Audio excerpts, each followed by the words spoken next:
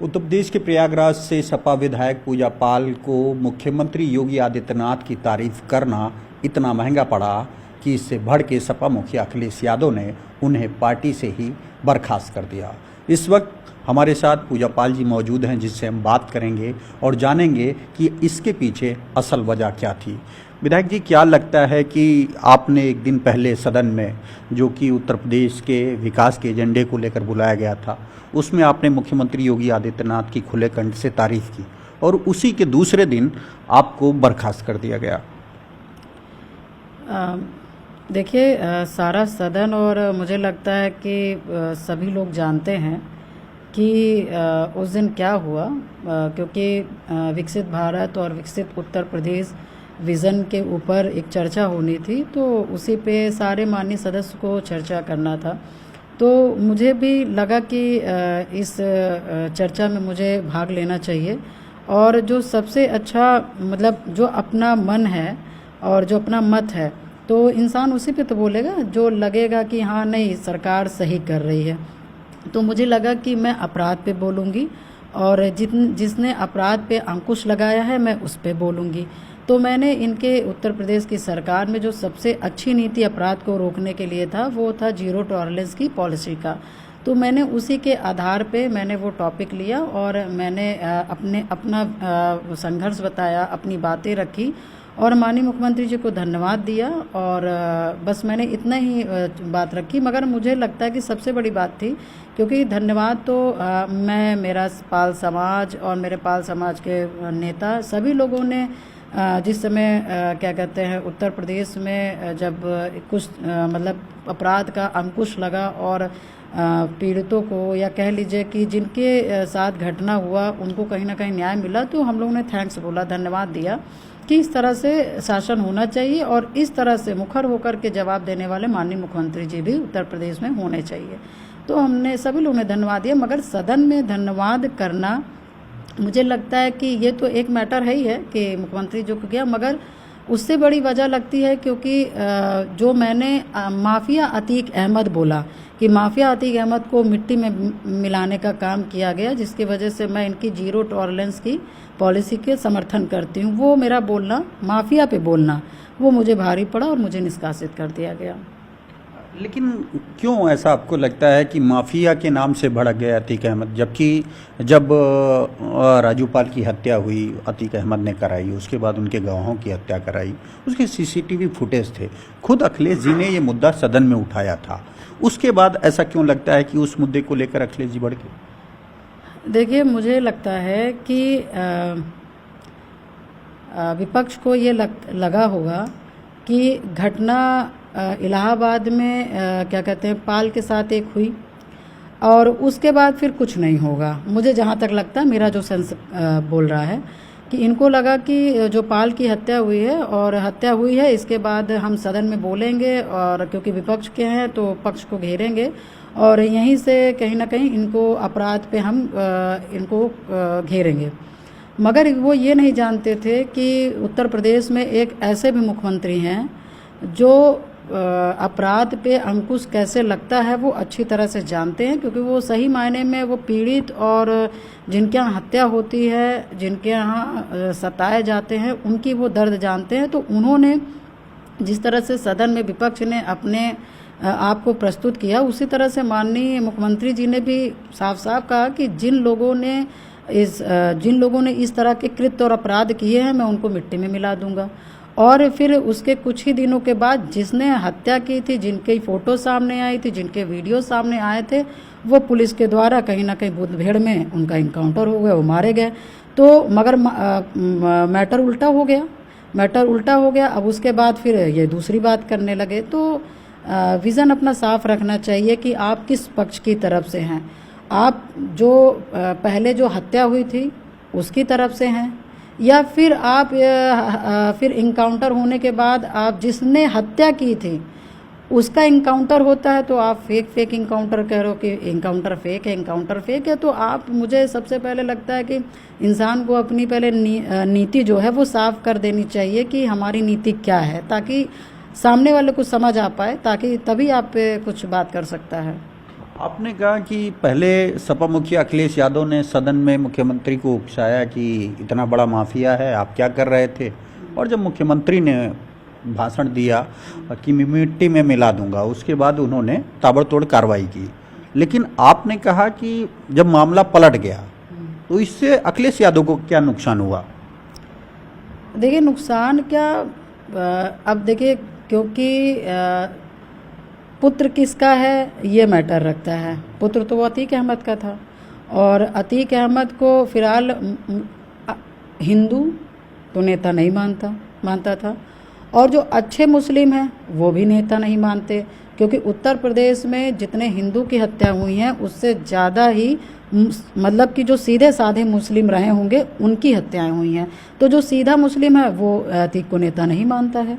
तो बस नेता का पुत्र है, समीकरण भी बिगड़ सकता है। हम नहीं बोलेंगे, हम नहीं चर्चा करेंगे तो कहीं ना कहीं जो एक समुदाय की हमारे ऊपर जो एक लगा है कि आप उनके नेता हैं तो शायद वो नाराज़ हो जाएंगे, इस वजह से शायद उनका फेवर लिए। आपका कहने का मतलब है कि जब अतीक अहमद का इनकाउंटर हुआ उसके बाद अतीक अहमद की बहन ने प्रेस कॉन्फ्रेंस किया और उसमें कहा कि अगर अखिलेश यादव सदन में न उकसाते तो शायद ये घटना न होती या ये इनकाउंटर न होते। उसके बाद उनको वोट बैंक का डर लगा, जिसके बाद इन्होंने उठाया ये कदम। वो तो अतीक की बहन तो स्वयं ही कह रही थी, वो भी प्रेस कॉन्फ्रेंस बुला करके कह रही थी। आप भी शायद सुने होंगे, हम लोग ने भी पूरा वीडियो देखा। तो वो तो कह ही रही थी और वो सच भी है, उसमें क्या है। तो क्या लगता है कि इस बार एनकाउंटर हुआ, मामला खत्म हो गया, चुनाव हुआ लोकसभा का, उसमें भारी बहुमत उनको मिला कांग्रेस के साथ, लेकिन अब उन्हें क्या डर था? आपने 2023 में क्रॉस वोट किया, बीजेपी को वोट किया, लेकिन उसके बावजूद आप पे कार्रवाई नहीं की।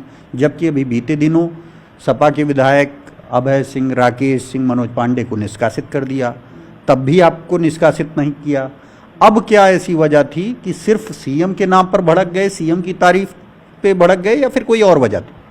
देखिए सीएम के जैसे प्रशंसा में तो मान लीजिए हमें लगता है कि भड़के ही हैं, मगर एक चीज़ मैं इस पे कहूँ कि हमारे देश के माननीय प्रधानमंत्री जी भी हैं, मुखिया इनके जो पार्टी के मुखिया थे मुलायम सिंह जी, एक समय था मैंने वीडियो देखा था कि उन्होंने खुद मोदी जी की तारीफ़ की थी कि आपके शासन में आपने सरकार बहुत अच्छा चलाया, आपके सरकार में बहुत अच्छे कार्य हुए और मैं आपको आशीर्वाद देता हूँ, मतलब मैं शुभकामनाएं देता हूँ कि आप पुनः जीत करके आए, आप सरकार बनाएं। तो सदन में जिसने काम किया है, जिन्होंने काम किया है उनका तो हमें वो करना ही चाहिए ना, आभार प्रकट करना ही चाहिए। मैंने किया तो पहले तो मुझे लगता है खुद इनको समझना चाहिए कि इनके यहाँ क्या रूल्स रहे हैं, मगर हम लोगों ने तो सिर्फ एक आभार प्रकट किया था। मगर अब आगे का तो यही जानते कि मगर मुझे लगता है निकालने का एक ही रहा है कि मैंने माफिया अतीक अहमद के ऊपर बोला, इस वजह मुझे सदन से निष्कासित कर दिया, मतलब कि मुझे पार्टी से निष्कासित कर दिया गया, क्योंकि धन्यवाद तो हम लोग पहले भी बोल चुके थे, मगर सदन में अतीक पे बोलना ये मेरे ऊपर भारी पड़ा। तो क्या लगता है कि अखिलेश जी को पिछले चुनाव में जो उन्होंने गलती की थी कि उकसा के, उसकी गलती सुधारने के लिए, मुस्लिम वोट बैंक को खुश करने के लिए आपको बाहर किया? बिल्कुल, इससे तो देखिए हम ही नहीं, सभी लोग कह रहे हैं, मैं ही नहीं कह रही हूँ। इस पे जो आंकड़े लगाने वाले लोग होते हैं, जो बात करने वाले लोग होते हैं, जो चर्चा डिबेट करते हैं, वो सभी लोग यही बात कर रहे हैं कि उस महिला ने तो राज्यसभा के चुनाव से ही राज्यसभा का वोटिंग कर दिया। तो ये मान लीजिए कि हमने सहयोग तो किया ही किया, तो हमने तो सहयोग तभी किया था और धन्यवाद भी तभी दिया था। और देखिए हमने राज्यसभा में वोट दिया था तो मेरी एक वजह थी, मैं 10 साल विधायक रही, 2007 से लेकर के 12 से लेकर के 17, और हम लोग प्रस्तावक बनते थे, बड़े बड़े नेता के प्रस्तावक बनते थे, मगर हम लोगों ने कभी भी ऐसा नहीं किया।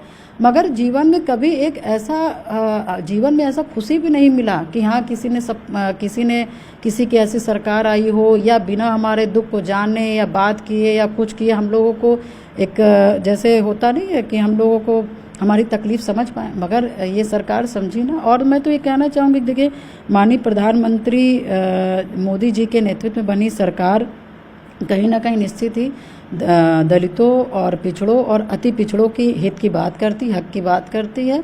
और मैं भी पिछड़े समाज की हूँ, गढ़िया समाज की हूँ, बेटी बहू हूँ। तो कहीं ना कहीं हमें और हमारे समाज को मोदी जी की सरकार ने और योगी जी की सरकार ने हमारे और हमारे समाज को न्याय दिया है, इसलिए हमने एक वोट राज्यसभा में दिया था, हमने सहयोग किया था। ये हमारा अपना वो था, पीड़ा था कि इतने सालों का जो 2005 से एक लड़की मुकदमे लड़ते लड़ते लड़ते कहीं ना कहीं अंदर से वो टूट रही होगी, परेशान हो रही होगी, मगर यह कि अगला इतना पावरफुल आदमी इंसान है कि हम रो भी नहीं सकते, बता भी नहीं सकते अपने लोग, क्योंकि हम जिस दिन टूट गए हमारे लोग अपने आप टूट जाएंगे। तो कहीं ना कहीं एक मजबूती के साथ हम लोग खड़े रहे, और मगर कहीं ना कहीं परेशानी तो झेल ही रहे थे, मगर उस परेशानी को बिना कहे बिना सुने कोई समझने वाले थे तो वो माननीय मुख्यमंत्री जी थे, जिन्होंने अपने शासनकाल में दिखा दिया कि शासन चलता कैसा और मुख्यमंत्री होना कैसे चाहिए। मैम, आपने एक लंबा संघर्ष किया है, वो भी किसी आम आदमी के खिलाफ नहीं बल्कि देश प्रदेश के सबसे कुख्यात माफियाओं में से एक अतीक अहमद के खिलाफ। उसके खिलाफ आपने आवाज़ उठाई, जिसके खिलाफ आवाज़ उठाने पर लोगों की हत्या कर दी जाती थी। पूरा मामला जानना चाहेंगे कि कब से अतीक अहमद और आप लोगों की अदावत शुरू हुई। देखिए,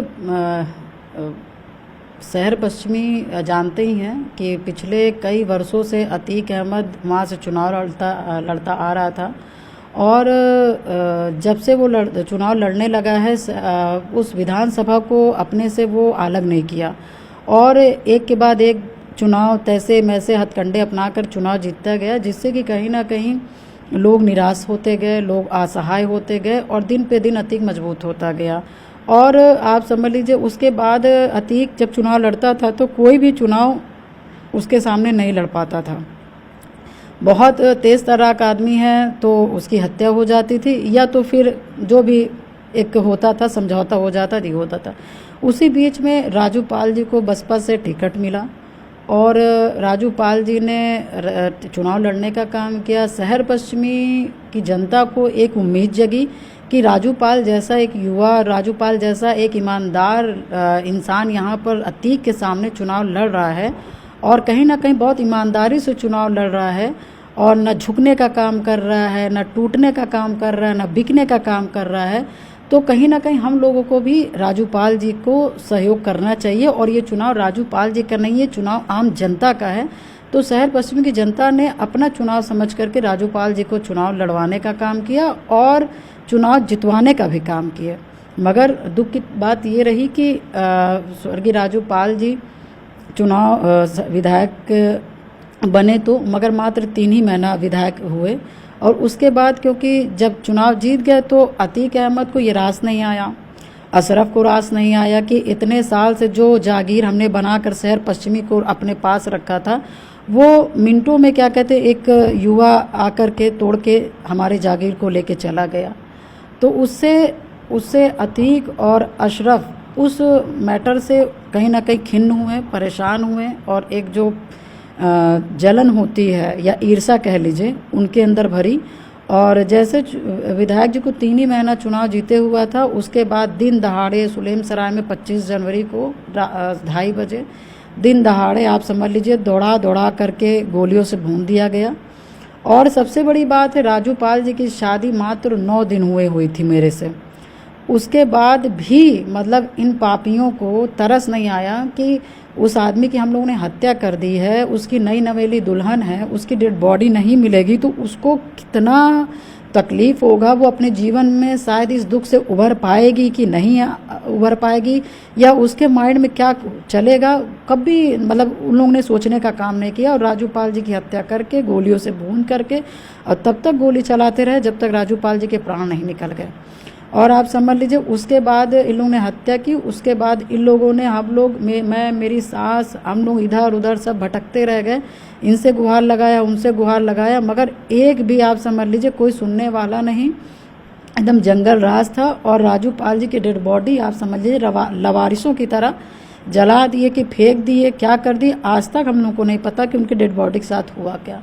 उसके बाद फिर जब ये हुआ कि डेड बॉडी भी जला दी गई, तो फिर उसी दिन से 25 जनवरी के बाद से फिर हमारी मतलब बड़े तकलीफ़ में जीवन हो गया। और फिर उसके बाद सारे लोगों को मैंने देखा कि लोग रो रहे थे, राजू पाल जी के लिए रो रहे थे और उनकी जनता रो रही थी, तकलीफ़ में थी। कहीं ना कहीं उनका और विधायक जी का जो अटैचमेंट था वो साफ साफ दिख रहा था कि इस कांड से पब्लिक बहुत आहत है। जितनी मैं आहत हूँ, मैं तो उनकी पत्नी थी, 9 दिन की ब्याहता थी, जितनी मैं रो रही थी, जितना मैं परेशान हो रही थी, तड़प रही थी, उसी तरह से सड़क में पब्लिक भी रो रही थी, परेशान हो रही थी। जो कर सकते थे पब्लिक, उन सब लोगों ने सब कुछ किया राजू पाल जी की डेड बॉडी पाने के लिए, मगर एक भी अधिकारी हम लोगों को, शासन सरकार किसी ने नहीं सुना। फिर मैंने उस दिन कसम खाया, क्योंकि दबाव तो पड़ ही रहा था 1 डे से। पहले तो इन लोगों को लग रहा था कि लड़की है, लड़ ही नहीं पाएगी, मेरी तो गिनती नहीं थी उसमें। मगर उसके बाद हमने जब FIR किया तो FIR के बाद फिर दबाव बनने लगा। कोई सोचा ही नहीं था, अतीक के लोग तो सोचे नहीं थे कि राजू पाल ख़त्म होंगे तो उसकी पत्नी FIR करेगी। मैंने FIR किया, और जब FIR किया तो उसके बाद फिर दिन पे दिन रुकावटें, परेशानियां, सारी चीज़ें, मानसिक उत्पीड़न, मतलब सारी चीज़ें होने लगी। उसके बाद जब मैंने मुकदमा किया तो मारने की भी धमकी आया कि तुम्हारा पति 3 महीना से ज़्यादा नहीं जिंदा रह पाया, और तुम किस खेत की मूली हो, तुम्हें तो जब चाहेंगे ऐसे ऐसे करके कर देंगे।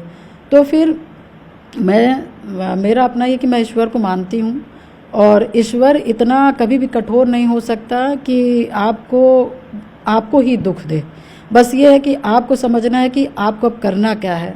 तो बस मैं ईश्वर को याद करती हूँ। बस मैंने यह तय किया कि एक विधायक की हत्या जो दिन दहाड़े कर दी गई, और जो हत्या कर दी गई, मेरे पति की हत्या कर दी गई, लाश तक नहीं दी गई, मैं उनके लिए लड़ूंगी, मैं जनता के लिए लड़ूंगी, मैं अपने आप को न्याय दिलाने के लिए लड़ूंगी, मैं राजू पाल जी को न्याय दिलाने के लिए लड़ूंगी। उस दिन से मैंने कसम खाई, और 2005 से लेकर के 2023 तक, जिस दिन अतीक ख़त्म नहीं हो गए, तब तक मैं मुकदमा लड़ती रही, और जो सो कर सकी। और पहला मेरा ये था कि क्योंकि राजनीति, जब सीधे लोग जब राजनीति में आते हैं तो विकास की बात करते हैं, विकास करते हैं, मगर अतीक जैसे लोग कुर्सी पाते हैं तो वो विनाश करते हैं। क्योंकि विनाश इसलिए मैं कहूँगी क्योंकि उत्तर प्रदेश में ये जहाँ नज़र डालते थे, जहाँ ज़मीन अच्छी लग जाती थी, वो ज़मीन इनकी हो जाती थी। तो ये विनाश ही तो हुआ कि ज़मीन किसी और की है और ज़मीन आपके पास चली जाइए, विनाश है। तो मैं समझ गई कि ये अपने पद का गलत उपयोग कर रहे हैं। तो मैंने सब लोग से बात चर्चा करके मैंने फिर राजनीति में कदम आगे बढ़ाने की वो की, क्योंकि मुझे इतना समझ आ गया था कि आम आदमी, नॉर्मल आदमी अतीक अहमद से क्यों नहीं लड़ पा रहा है। इसलिए नहीं लड़ पा रहा है क्योंकि शायद अपने आप को थोड़ा सा मजबूत नहीं कर पा रहा है, और कहीं ना कहीं डर रहे हैं, और कहीं ना कहीं एक संयुक्त जो ताकत मिलनी चाहिए वो नहीं मिल पा रही है। तो मैंने कहा कि अतीक अहमद को कमज़ोर किया जा सकता है तो राजनीति के ही बल में। मैंने अपने पति के विधायकी पद पे मैंने चुनाव लड़ा, और आपको याद होगा कि 2005 से जब से राजू पाल जी की हत्या हुई है, 2023 जिस दिन अतीक मरे हैं, अशरफ मरे हैं, हम लोग ने अतीक अहमद के परिवार को राजनीति नहीं करने दी है। सबसे पहले हम लोगों ने वहीं पे इनको डाउन किया, क्योंकि ये राजनीति की ये जो पद लेकर के गरीब जनता की ज़मीनें और छोटे युवाओं की हत्या, बुज़ुर्गों की क्या कहते हैं उत्पीड़न, महिलाओं को मतलब जो हम जैसी महिलाएं उनके सिंदूर को पोंछना, जो माताएं हमारी थी उनकी गोद सूनी कर देना, बस इनका ये लक्ष्य था।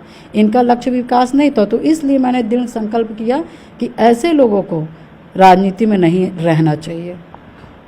1 मिनट मैं ये भी बताना चाहूँगा, ये जो फ़ोटो आप देख रहे हैं ये राजू पाल जी की है, जो कि 2005 में बसपा से चुनाव लड़े थे। और जैसा कि विधायिका ने बताया कि एक दुर्दांत अपराधी था जिसका खौफ न सिर्फ प्रयागराज बल्कि उत्तर प्रदेश या यूँ कहें कि देश के कई राज्यों में था, लेकिन उनके इस आतंक के खिलाफ भी राजू पाल चुनाव लड़े और उनके खिलाफ जीते, और शायद यही बात उसे नागवार गुजरी। और सिर्फ उसी के बाद अतीक अहमद ने भी कसम खा ली कि इनको हम किसी भी कीमत पर जिंदा नहीं रहने देंगे। बताया जाता है कि जिस तरह से हत्या की गई थी उस तरह से हिंदुस्तान में किसी का भी मर्डर नहीं किया गया, चाहे पुलिस हो चाहे वो आज तक राजूपाल की जो डेड बॉडी है वो नहीं मिली, जिसके बाद अब आप सोच सकते होंगे कि इस आतंक के खिलाफ किस तरह से पूजा पाल जी ने संघर्ष किया, उन्होंने लड़ाई लड़ी। मैडम, कई उदाहरण थे, कहा जाता है कि कुछ बड़े व्यापारी थे जिनको सिर्फ इसलिए मार दिया कि गाड़ी का पास नहीं दिया, कुछ लोगों की लड़कियां उठा ले गए उनके भाई, कुछ तरह के अदर मर्डर की कहानी है। आपको कभी डर नहीं लगा, आपको कभी नहीं लगा कि ये हम लोगों के साथ भी, हमारे परिवार के साथ भी ये ऐसा कर सकते हैं?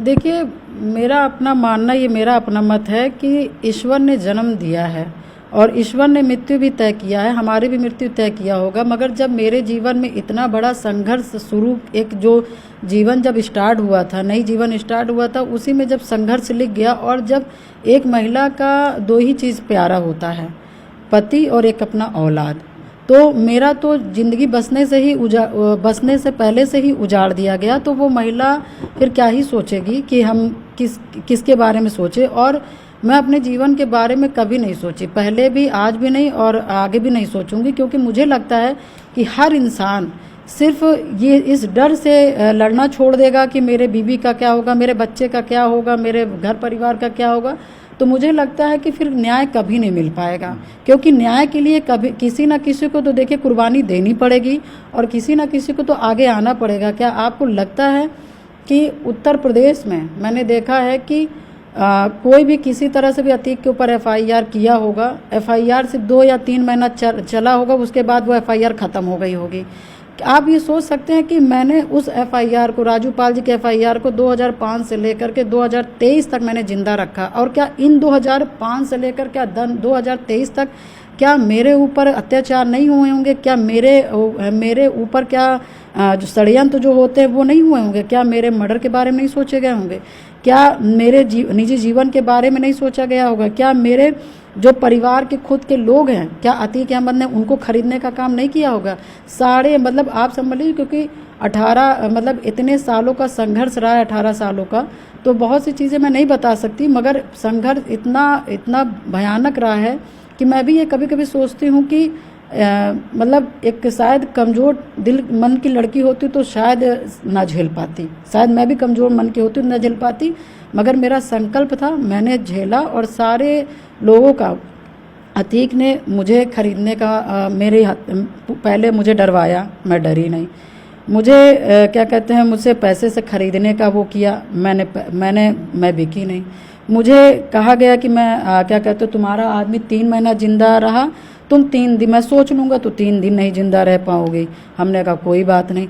आप ये सोचिए कि मैं मुंह तोड़ जवाब देती चली आई, और बस ये है कि हाँ, मैंने अपने विवेक से सारी चीज़ों को मैनेज कर करके मैं अपने लड़ती चली आई। तो मैं बस ये कहना चाहती हूँ, मेरे परिवार में जो मेरे भाई बंधु थे, जो मेरे घर में सारे लोग बहुत सीधे हैं, इतने सीधे हैं कि वो मेरे राजनीति में हेल्प नहीं कर पाते हैं, मुकदमे में हेल्प नहीं कर पाते हैं। उसके बावजूद भी हम लोगों ने एक ही लोग हमारे घर में दिमाग से भी मजबूत थे, तो उन्हीं को देख करके ये हुआ कि चलिए ठीक है, ताकत मिलती थी। मगर अतीक ने देखा कि इसकी ताकत ये है, अतीक ने गाड़ी घोड़ा जमीन पैसा दे करके उसको भी खरीद लिया, और आप समझ लीजिए 3-4 महीने के अंदर वो बिक भी गए। राजूपाल जी के मर्डर होने के बाद बिक भी गए। अब आप सोचिए कि एक लड़की का संघर्ष कितना बड़ा होगा कि मतलब ना कोई उसके घर में देवर, ना जेठ, ना आदमी, और जो एक भाई भी था तो वो भी अतीक के पक्ष में चला गया। तो अकेले कैसे लड़ना हुआ होगा वो वही समझ सकते हो। मगर हाँ, मैंने ये भी सुना है, लोगों के मुंह से सुना है, किताबों में सुना है, लोगों से सुना है कि महिला एक ऐसी होती है, महिला वास्तव में मजबूत होती है। महिला जिस दिन सोच लेगी कि मैं लड़ लूँगी, तो वास्तव में महिला लड़ लेती। शायद मैं धरती की पहली ऐसी महिला नहीं हूँ, बहुत ऐसे उदाहरण हैं महिलाओं के, आज से नहीं, आज़ादी काल से भी, और आज भी है और शायद आगे भी रहेगा। जिसने ठान लिया है उसने लड़ाई लड़ी है और लड़ाई लड़ करके दिखाने का काम किया है। मैडम, जो आपने संघर्ष किया, अतीक का खौफ इस कदर था कि उस समय यूपीए की गवर्नमेंट थी और यूपीए की चेयरमैन सोनिया गांधी के रिश्तेदारों की ही ज़मीन अतीक ने सिविल लाइन में कब्जा कर लिया था। उस वक्त सोनिया गांधी को दखल देना पड़ा, तब जाकर अतीक ने वो ज़मीन छोड़ी। क्या ये सच है मैम? हाँ बिल्कुल, ये एक्चुअली सोनिया गांधी जी के परिवार की एक सिविल लाइंस में ज़मीन थी, और वो शायद वो वहाँ पे कोई रहता नहीं था। बाउंड्री बहुत पुराने ज़माने की बाउंड्री थी, बाउंड्री करा करके ताला मार करके छोड़े हुए थे। मगर अब वही मैंने बताया ना कि विकास पुरुष की जगह विनाश पुरुष जब पद में बैठ जाते हैं तो उनको सिर्फ दूसरे की संपत्ति सब अपनी संपत्ति लगती है, और कितनी जल्दी हम करोड़पति बन जाए बस उसमें नियत रहती है। तो अतीक अहमद का भी यही था कि वो दूसरे की संपत्ति पे अपनी नज़र डाले रहता था कि हम कैसे, वो अरबों की ज़मीन थी सिविल लाइंस की, सोनिया गांधी जी के परिवार की थी, और उनके परिवार की ज़मीन को तोड़वाया, बाउंड्री करवाया, सब कुछ कराया। उसके बाद जब सोनिया गांधी जी दखल ली तब जा कर के उस ज़मीन में थोड़ा सा जिनकी ज़मीन थी उनको तब जा कर के ज़मीन वापस मिल पाई, नहीं तो ज़मीन कतई नहीं मिलने वाली थी। और ऐसे हजारों कहानियां हैं उत्तर प्रदेश की जिसमें अतीक का इन्वॉल्वमेंट था। जैसा कि आपने सुना, जो ज़मीन पसंद आती थी पहले उससे बात करते थे और औने पौने दाम पर उसको ले लेते थे, वरना उसका मर्डर करवा देते थे। मैडम, जो खौफ था, क्या आपको ये उम्मीद थी कि आपको कभी न्याय मिलेगा? जैसा कि क्या लगता था कि जब योगी सरकार बनी तो क्या सोचकर गवाहों को मरवाया गया, या इस तरह का जो हमला किया गया और उसके बाद योगी सरकार ने एक बड़ा मैसेज न सिर्फ उत्तर प्रदेश के लोगों को बल्कि देश को दिया? देखिए, मैं बस यही कह सकती हूँ कि अपराध को अंकुश कैसे लगाया जाए, ये जो सरकार की जो नीतियाँ होती हैं, जो मुख्यमंत्री जी होते हैं, ये वही कर सकते हैं। और अपराध होता है, मगर अपराध में उत्तर प्रदेश के जो मुखिया हैं वो एक्शन कैसा लेते हैं, ये है। मुझे लगता है कि एक कानपुर का कांड और एक इनकाउंटर, दो कांड के बाद फिर हमें लगता है कि बड़े से बड़े माफिया उत्तर प्रदेश के, फिर उन्होंने गलती नहीं की। तो ये क्या है, ये मैं मानती हूँ कि जब आप सही से शासन लगाएंगे तो लोग मानते हैं। और आप जब घटना हुई और उस घटना को आप नज़रअंदाज कर रहे हैं, चाहे वो परिवार को लेकर के, चाहे आप किसी के शोर सिफारिश में कि आप सर ये मेरे रिश्तेदार हैं या मेरे सहयोगी हैं, इनको इस तरह से ना जेल भेजें, इनका ना ऐसे करें, तो एक ने किया, फिर दो ने किया, फिर तीन ने किया, क्योंकि आप अंकुश नहीं लगा पाए। और उसी में माननीय मुख्यमंत्री जी ने अंकुश लगाने का काम किया, क्योंकि वो रियल में वो मुख्यमंत्री का पद का रियल वो काम कर रहे हैं कि उन्होंने किसी को नहीं देखा, उनको जो जनता ने जो पावर दिया वो उनका उपयोग कर रहे हैं कि मेरी जनता, मेरी उत्तर प्रदेश की जनता मेरा नागरिक, मेरी बेटा बेटी है, औलाद है, और इन उत्तर प्रदेश के नागरिकों का सुरक्षा करना मेरा फर्ज है। तो उन्होंने बहुत बखूबी से फर्ज निभाने का काम किया, इसमें कोई बट नहीं है। आपको क्या लगता है कि सपा जो है अतीक अहमद का राजनीतिक फ़ायदा लेती थी, न सिर्फ पश्चिमी में बल्कि आसपास के वोट बैंक को भी लेने में, लोगों को डराने में, धमकाने में?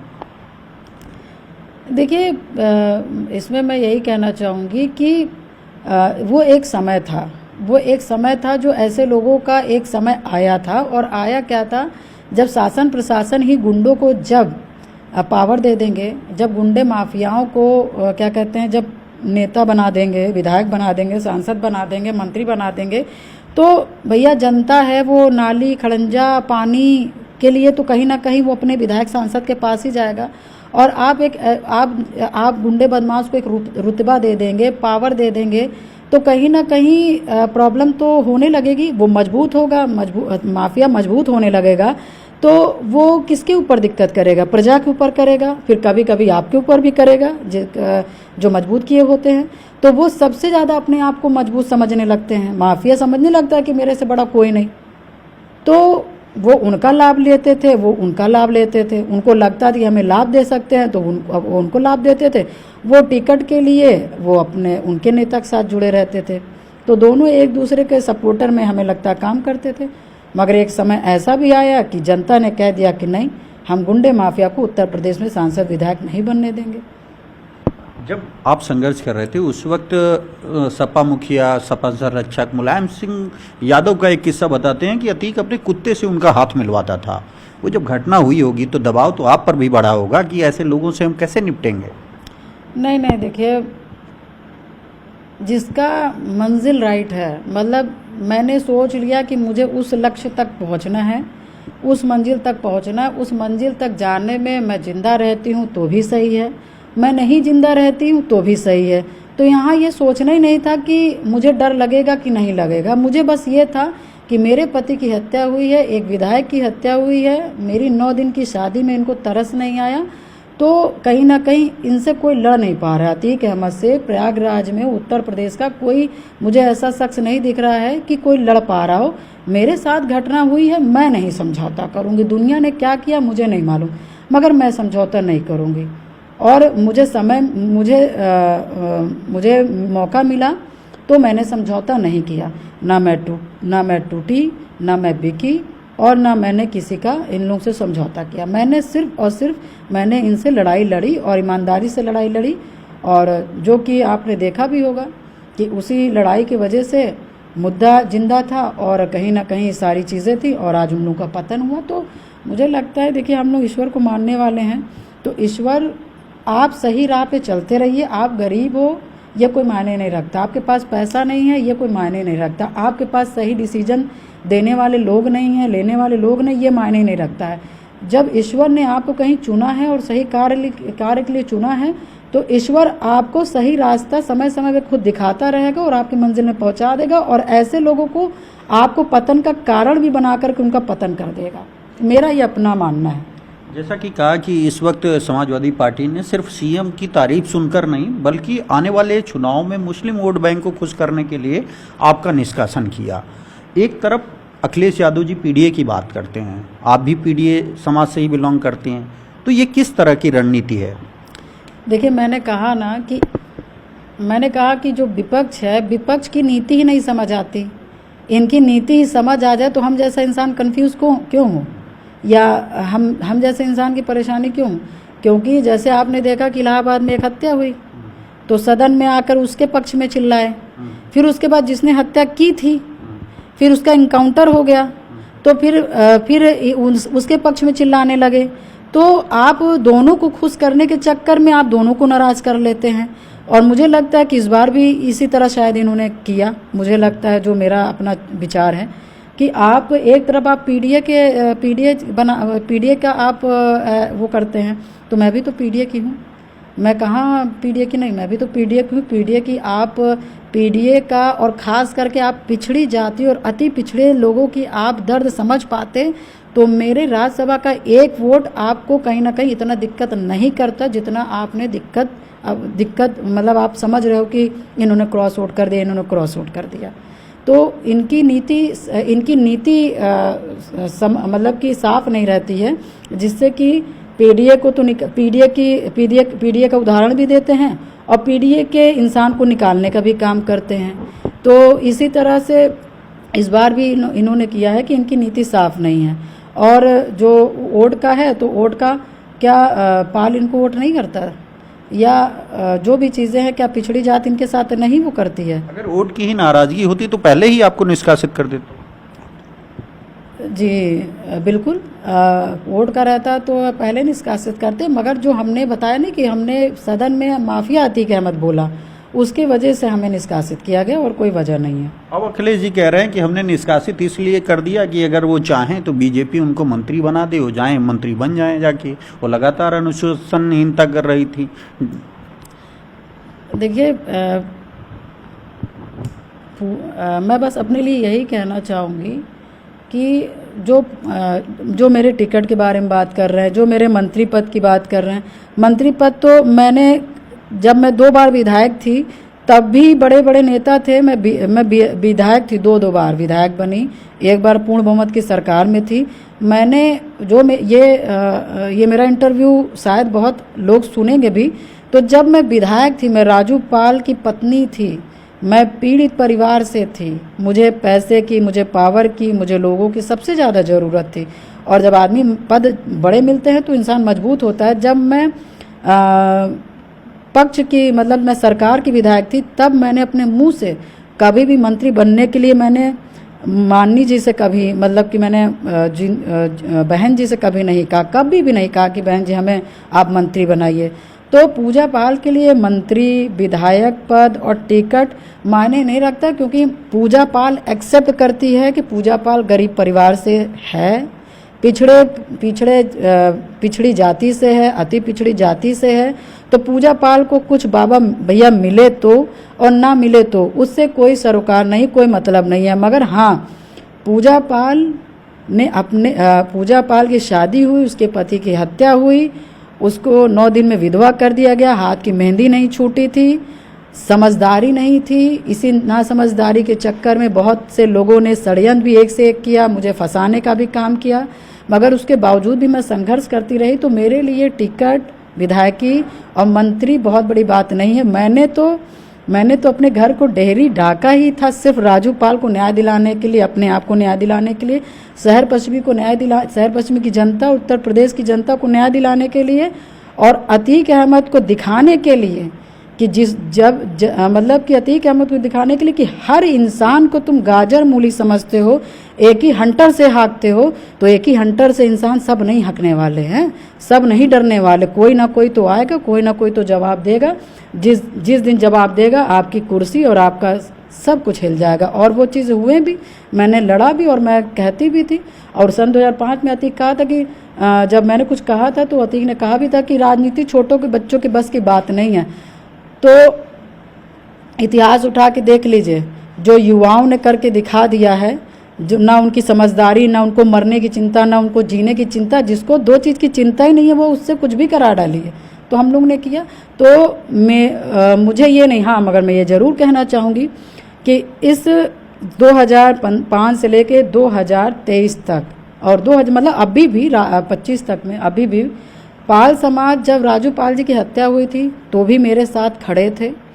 आपका चाहे आगरा, अलीगढ़, मेरठ, फर्रुखाबाद और फतेहपुर, कानपुर, आप ये बनारस ले लीजिए, जौनपुर ले लीजिए, हमारा और भी जितना भी ज़िला ले सके, उस दौर में पाल समाज के लोग मेरे पास आए, शैतान सिंह पाल जी, और मैं बहुत लोग का नाम क्योंकि कुछ लोग का लूँगी कुछ नहीं अच्छा नहीं रहेगा, बहुत लोग समाज के मेरे भाई बंधु जो मेरे पास आए, मुझे आर्थिक सहयोग भी दिया, मुझे चुनाव भी लड़ाया, मेरे दुख से और कंधे से कंधे मिलाकर मेरे साथ चलने का काम किया।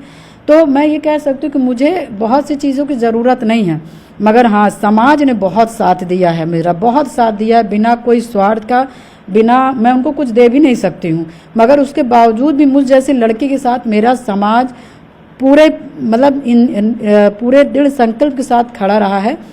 तो मैं अपने समाज के लिए बस इतना ही कहना चाहूँगी, क्योंकि उनके लिए मैं लड़ूंगी, क्योंकि उन्होंने मेरे लड़ाई में साथ दिया है। और एक विधायक होने के नाते, एक प्रतिनिधि होने के नाते, एक समाज की बेटी होने के नाते, जिन लोगों ने मेरा सहयोग किया है, मैं उनके साथ चलने का काम करती हूँ। और क्योंकि पाल समाज मेरे दुख में खड़ा होता है और मैं उनके दुख में खड़ी होती हूँ, और हम दोनों एक दूसरे के संघर्ष में खड़े होते हैं, तो कहीं ना कहीं मैं अपने समाज के लिए और समाज के लिए बहुत काम करना चाहती हूँ, और बहुत समाज के लिए काम करूँगी।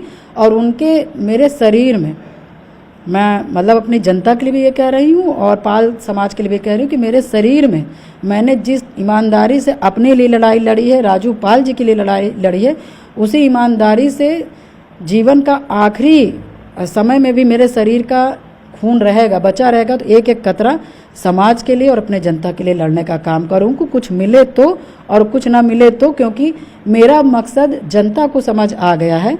क्योंकि जिस समय राजू पाल जी की हत्या हुई थी, हम लोग की स्थिति बहुत ख़राब थी, मगर उसके बावजूद भी मैं लड़ी। मुझे मतलब इतना मुझे ये था कि शायद मैं लड़ते लड़ते मर जाऊंगी, ना मेरे पास पैसा है, ना सहयोग है, ना साधन है, ना गाड़ी है, ना घोड़ा है, ना घर में आदमी है, ना देवर है, ना जेठ है, तब भी मैं लड़ी। तो मेरा क्लियर है कि मैं जो लोग ने मेरा सहयोग किया है, जो मेरे दुख पे खड़े हैं, और जो पीड़ित परिवार है जिनको सहयोग की ज़रूरत है, मैं अपने जनता और मैं अपने समाज के साथ खड़ी हूँ। उनके लिए मैं काम करूँगी, उनके लिए मैं राजनीति करूँगी, कोई दिक्कत नहीं। अंतिम सवाल, क्योंकि आपने समाजवादी पार्टी ने निष्कासित किया है, तो क्या माना जाए कि पूजा पाल अब बीजेपी से चुनाव लड़ेंगी, या इस फैसले के बाद जो निष्कासन हुआ है उसके बाद बीजेपी के नेताओं ने आपसे बात की या कोई आश्वासन दिया है? नहीं, देखिए अभी मैं क्या बताऊं, ये तो समय बताएगा कि मैं क्या करूंगी। अभी मैं रियल बताऊं, अभी मुझे खुद नहीं समझ आ रहा कि मैं क्या करूंगी, मगर मुझे क्योंकि संघर्ष मेरे किस्मत में लिखा है और मुझे कोई वो नहीं है, मैं संघर्ष कर लूँगी। अभी हाँ लगता है कि निष्कासित हुई हूँ, कहीं ना कहीं समय थोड़ा सा विपरीत है, मगर मैं फिर भी कह रही हूँ कि मैं जनता का चेहरा देख रही हूँ और अपने समाज का चेहरा देख रही हूँ, दो लोग का चेहरा देख रही हूँ और मुझे ताकत मिल रही है। और अभी आप समझ लीजिए, जब से इस तरह का मैटर हुआ है, समाज का फ़ोन ही आ रहा है, लोग सहयोग कर रहे हैं, समर्थन कर रहे हैं कि जैसे पहले हम लोगों ने तुम्हें अकेले नहीं छोड़ा, आज भी हम तुम्हें अकेले नहीं छोड़ेंगे। इस तरह परिस्थितियों में समाज आपका पूरा साथ है। मुझे ऊर्जा मिल रही, मुझे ताकत मिल रही है। मैं उसी ऊर्जा ताकत से मैं काम करने के लिए तैयार हूँ और मैं साथ लेने के लिए, साथ अपने समाज और जनता के साथ देने के लिए तैयार हूँ। बीजेपी सरकार और संगठन से किसी ने बात की? नहीं, अभी ऐसी कोई बात हुई नहीं, क्योंकि अभी तो यहीं पे हम लोग हैं, यहीं पे चर्चा हो रही है, आप ही लोग से बात हो रही है। अभी किसी प्रकार से कोई सी बात नहीं हुई है। तो जैसा कि आपने सुना, ये थी सपा विधायक पूजा पाल, जिनका कहना है कि समाजवादी पार्टी ने सिर्फ मुख्यमंत्री योगी आदित्यनाथ की तारीफ करने के कारण हमें बाहर नहीं निकाला, बल्कि उन्होंने आने वाले चुनाव में जो मुस्लिम वोट बैंक है उसको खुश करने के लिए अब कार्रवाई की है। अगर उन्हें कार्रवाई करना ही था तो उस वक्त करते, जब राज्यसभा में उन्होंने सपा के बजाय बीजेपी को वोट किया था, क्योंकि जो संघर्ष उन्होंने बीते कुछ वर्षों में किया अपनी पति के हत्यारों के खिलाफ, उनको न्याय बीजेपी ने दिलाया था। इसी के चलते हमने न सिर्फ सदन में बल्कि कई ऐसे मौके आए तब योगी सरकार की तारीफ की थी, और तारीफ तो मुलायम सिंह यादव ने भी मोदी की थी। तो उसकी सजा ऐसी नहीं हो सकती। लेकिन समाजवादी पार्टी को ये लगता है कि अगर वो पूजा पाल पर कार्रवाई करेंगे तो मुस्लिम समाज खुश होगा, और इसी के चलते मुस्लिम समाज को खुश करने के लिए उन्होंने पीडीए के बेटी के खिलाफ कार्रवाई की है, जो कि समाजवादी पार्टी की नीयत और नीयत को दर्शाता है कि वो बात तो पीडीए की करते हैं लेकिन कार्रवाई पीडीए के खिलाफ ही करते हैं। कैमरामैन अनिल के साथ राजीव प्रताप सिंह, न्यूज़ 18 लखनऊ।